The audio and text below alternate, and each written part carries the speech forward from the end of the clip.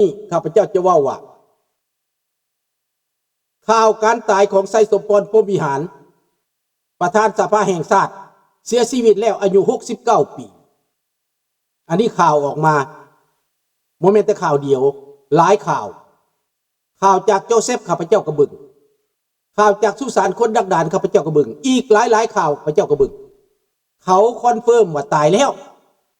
กำลังใส่ยนต์มาอยู่เอามาจากเวียดนามไปตายอยู่เวียดนามบักฮานี่มันไปตายอยู่เวียดนามได้มันบ่เสือโลกเสรีมันบ่เสือประเทศไทยได้บักนี่นะมันไปตายอยู่เวียดนามกระสมมันนั่นแหละเดี๋ยวนี้เหลือแต่บักสันติภาพพรหมวิหารเป็นรองนายกรัฐมนตรีลูก4 คนมันเป็นเจ้าเป็นนายเบิดพี่น้องครอบครัวแก้วพวกนี้นะและก็เหลือบักทองสวรรค์พรหมวิหารห้องนายกรัฐมนตรีอีกเป็น2 คนเป็นห้องนายกรัฐมนตรีพี่น้องมันเตรียมการไว้ได้มันสิมาเป็นนายกได้พี่น้องครอบครัวไกรสอนนี่เตรียมสิมาเป็นนายกได้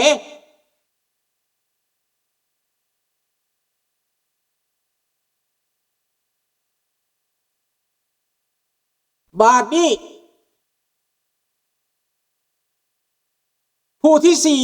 4มักพาแล้วบักนั้นสัญญาหักพรหมวิหารรัฐมนตรีกระทรวงป้องกันประเทศมักพาแล้วบักนี้นะนี่บอกเหลือแต่2 บาทนี่เหลือแต่บักสันติภาพกับบักทองสวรรค์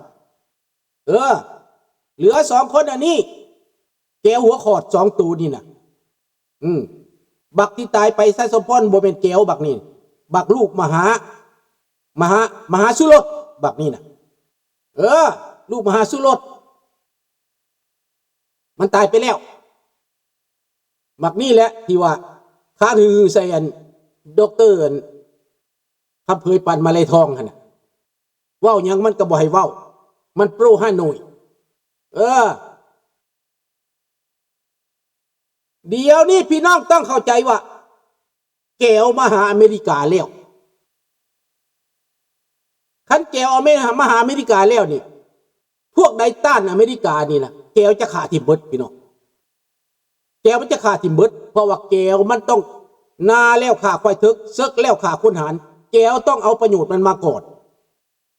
แก้วมันก็ไปบอกอเมริกาว่าข่อยเนี่ยสอยประเทศลาวมาหลายปีแล้ว50 ปีแล้วข่อยสอยประเทศลาวมานี่ต่อไปนี่ข่อยจะมาหาอเมริกาได้ข่อยต้องค้าขายกับอเมริกาได้ข่อยมาทั้งฝ่ายอเมริกาได้ข่อยบ่เอาจีนได้ข่อยบ่เอาโซเวียตได้เห็นบ่ดังนั้นพวกใดต้านอเมริกานี้แก้วขาดทิ่มเบิด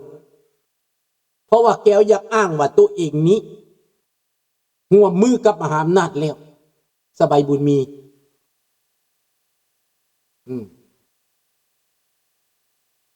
5 คนทั้งเบิดบอกบักหนึ่งไปใส่ซะคือมีแต่4ได้นี่นะได้อำนาจอาจจะเนาะ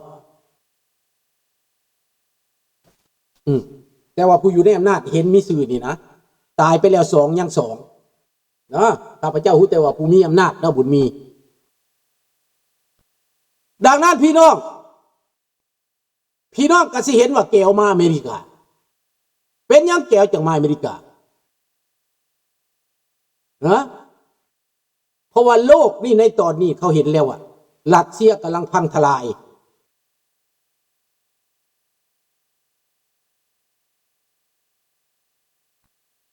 น้ำสาบานออกฤทธิ์บ่อาร์ติแมนเด้อมันถึงเวลาได้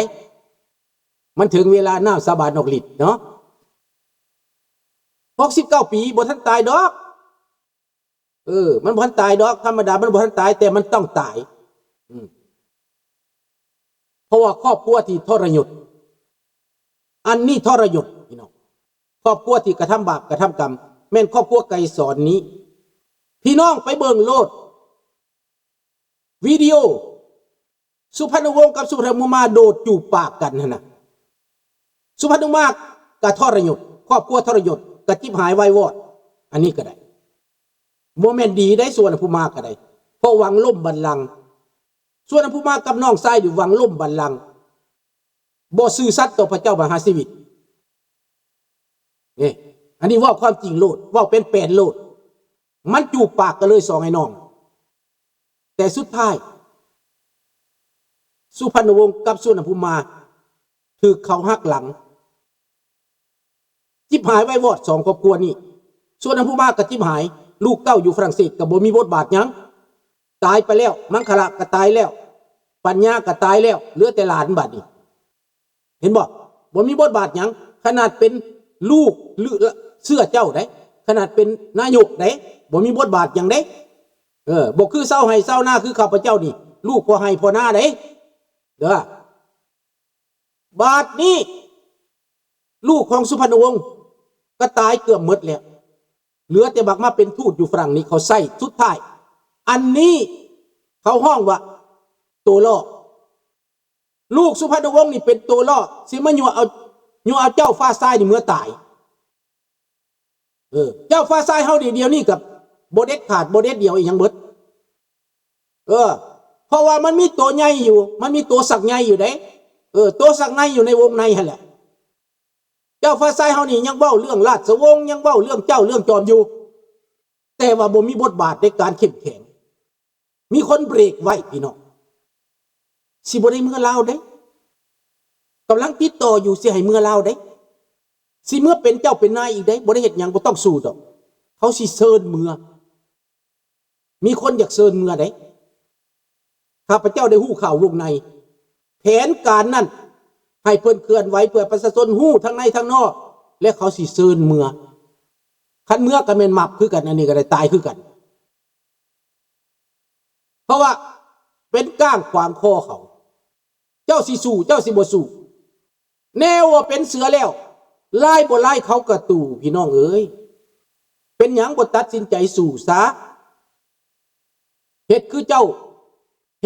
าอันสีหนุเห็นบ่เพิ่นสู้ได้จังได้กลับคืนจะได้ทุ่งชาติคืนจะได้ราชวงศ์กลับคืนเห็นบ่อันนั้นสู้และก็เจรจากับฝ่ายค้านฝ่ายตรงกันข้ามเพื่อแบ่งปันอำนาจกันนี่แหละ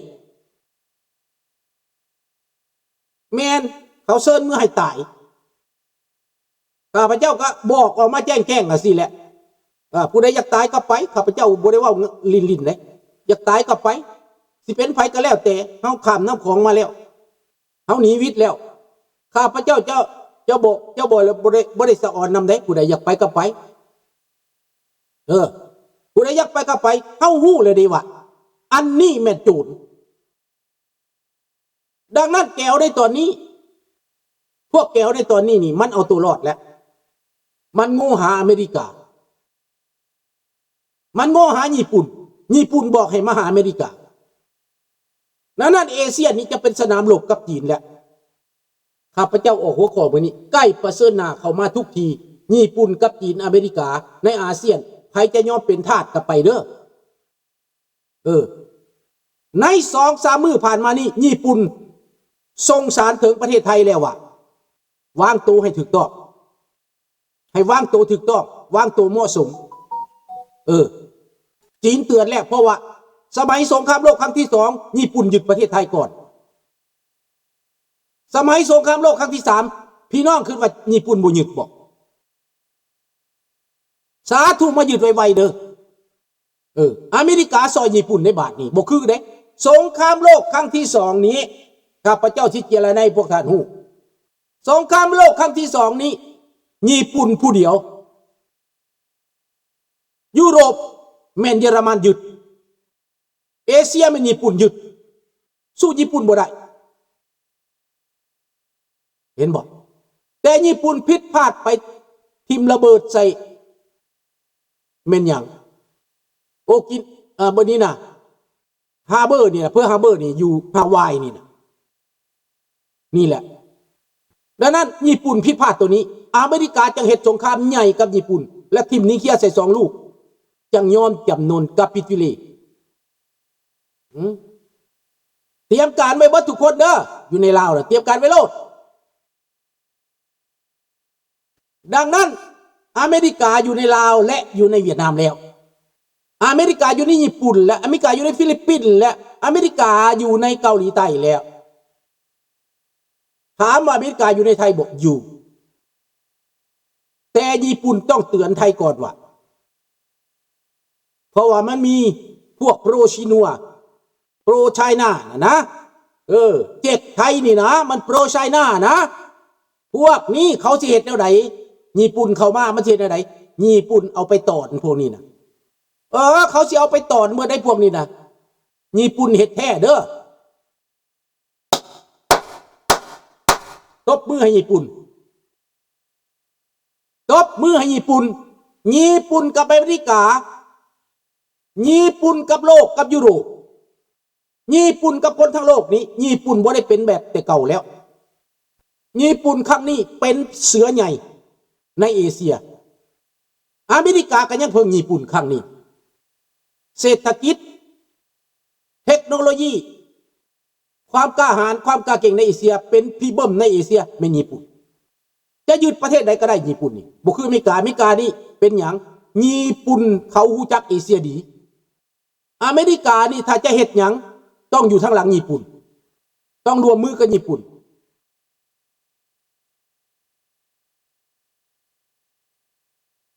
ในลาวก็มีแต่เขา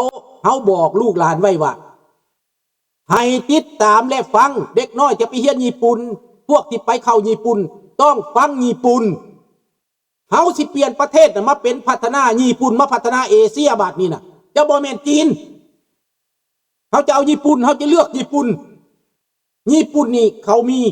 กฎเกณฑ์เขามีความเคารพเขานับถือกฎหมายเขาเคร่งครัดนี่แหละเตรียมไว้โลดลูกหลานในประเทศเตรียมไว้โลดบาทนี่แหละบ่อนเขาจะได้แก้แค้นพี่น้อง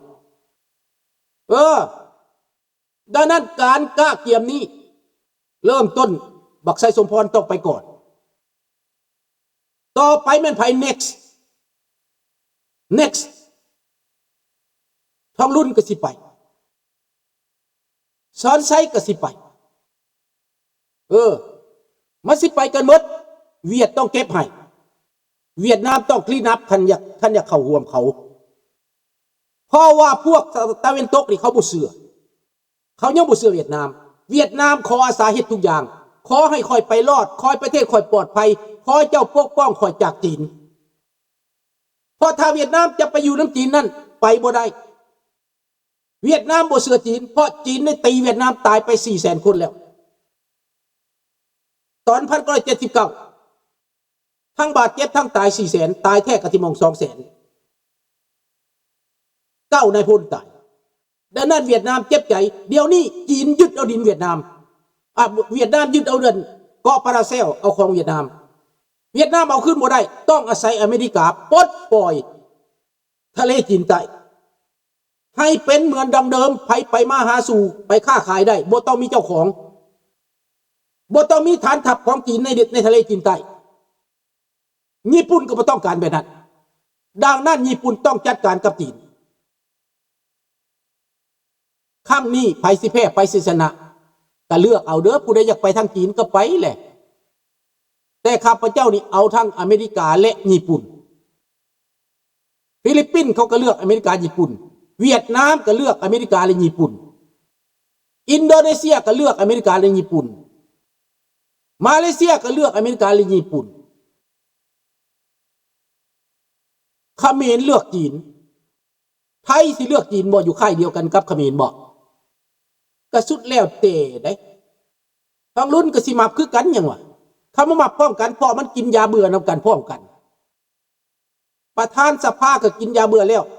ประธานประเทศก็กินยาเบื่อแล้วตาเหลืองแล้ว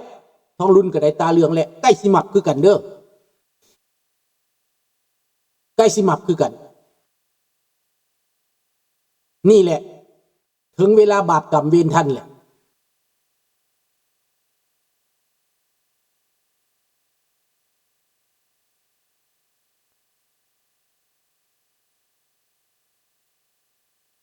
เรื่องล้างคนว่าอเมริกาเมิดอาวุธปฏิรูปเนี่ยนะบ่แม่นจักดิมันเป็นเกมมันเป็นการแก่มันเป็นการเตะทวงมันเป็นลูกล่อลูกลุพี่น้องเตะบานนะเจ้าเห็นบ่การเตะบานข้าพเจ้าสิอธิบายฟังเตะบานโดนัลด์ทรัมป์นี่เป็นคนล่อ